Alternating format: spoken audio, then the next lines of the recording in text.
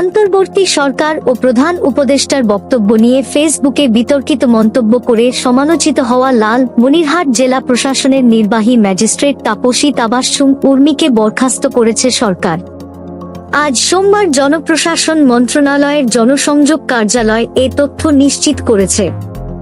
এর আগে রোববার উর্মিকে বিশেষ ভারপ্রাপ্ত কর্মকর্তা ওএসডি হিসেবে জনপ্রশাসন মন্ত্রণালয়ে বদলি করা হয়েছিল। উর্মির বিরুদ্ধে বিভাগীয় ব্যবস্থা নেওয়ার প্রস্তুতি চলছে। তাপসী তাবাসসুম উর্মি গত শনিবার ফেসবুকে লেখেন, সাংবিধানিক ভিত্তিহীন অন্তর্বর্তী সরকারের প্রধান উপদেষ্টা বলেছেন, রিসেট বাটনে পুশ করা হয়েছে, অতীত মুছে গেছে। রিসেট বাটনে ক্লিক করে দেশের সব অতীত ইতিহাস মুছে ফেলেছেন তিনি। কাউন্টডাউন শুরু হয়ে গেছে আপনার মহাশয়ে। পরে স্ট্যাটাস বিষয়ে জানতে চাইলে উর্মি জানান, অন্তর্বর্তী সরকারের প্রধান উপদেষ্টা ডক্টর মুহাম্মদ ইউনূসের এক বক্তব্যের জের ধরে তার এই প্রতিক্রিয়া। নিজের স্ট্যাটাসের পক্ষে শক্ত অবস্থান নিয়ে তিনি বলেন, আমি পোস্ট দিয়েছি, এটাই তো যথেষ্ট। অনলি মি করেছি বিভিন্ন কারণে হতে পারে। এর জন্য যদি আমার চাকরি চলে যায়, আমার সমস্যা নাই। আমাদের জাতির পিতা বঙ্গবন্ধু, এটা মীমাংসিত সত্য। রিসেট বাটন মুছে ফেলে অতীত মুছে ফেলা, এর মানে কি?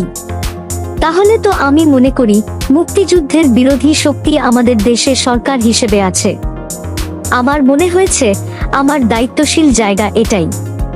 বলা হচ্ছে জুলাই গণহত্যা, এগুলো সবই তদন্ত সাপেক্ষে, মীমাংসিত সত্য না।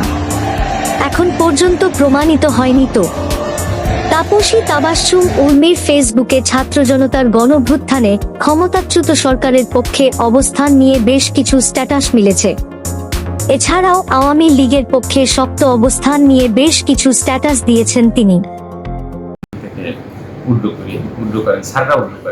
জনপ্রশাসন মন্ত্রণালয় থেকে তাকে ওএসডি করা হয়েছে এবং তাকে আমরা গতকালই এখান থেকে অবমুক্ত করে পাঠিয়ে দিই। তার যে ফেসবুক আইডিটা ছিল, মানে লেখাটা ছিল, এটা অত্যন্ত আপত্তিকর এবং এটার বিষয়ে আমাদের জনপ্রশাসন মন্ত্রণালয় সচেতন আছেন।